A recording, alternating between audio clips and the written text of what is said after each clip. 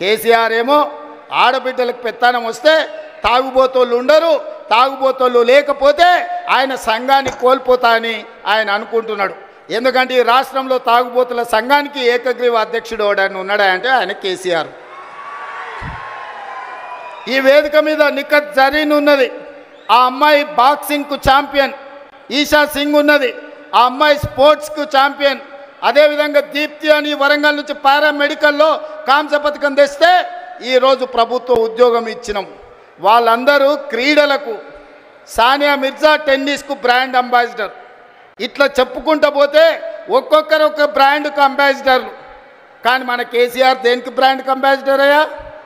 ఫుల్కో ఆఫ్కో brand ambassador ఆయన. అందుకే ఈ రాష్ట్రాన్ని మొత్తం ఒక తాగుబోతుల సమూహంగా మార్చి ఊర్లూరులో బెల్ట్ షాపులు తెచ్చి మందులని మనుషుల్ని మందులో మత్తులో ముంచి ఆలోచన చెయ్యకుండా చేసి అధికారంలో కూర్చోవాలి అనుకున్నాడు. కానీ తెలివిగల తెలంగాణ ప్రజలు తేరుకున్నారు, దిమ్మ తిరిగే జవాబు ఇచ్చిండ్రు. ఇవాళ ఆయన అంటున్నాడు ఏం కోల్పోయినరో తెలిసిందని.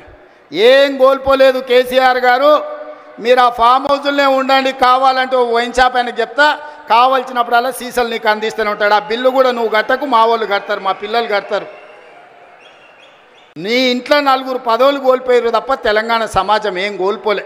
నీ నౌకరి పోతే తెలంగాణ కేసీఆర్ అనే మొక్కను మళ్ళీ మొలవనియని తెలంగాణ రాష్ట్రంలో రాసి పెట్టుకోండి. చెప్పిన నాడు ఓడిస్తాని, ఓడించిన పార్లమెంటులో గుండు సున్నా అని చెప్పిన గుండు సున్నా తెచ్చిన ఇవాళ నీ పార్టీని మళ్ళీ మొలకెత్తనియనని ఈ వరంగల్ గడ్డ మీద నుంచే చెప్తున్న కేసీఆర్ కాసుకో, చూద్దాం.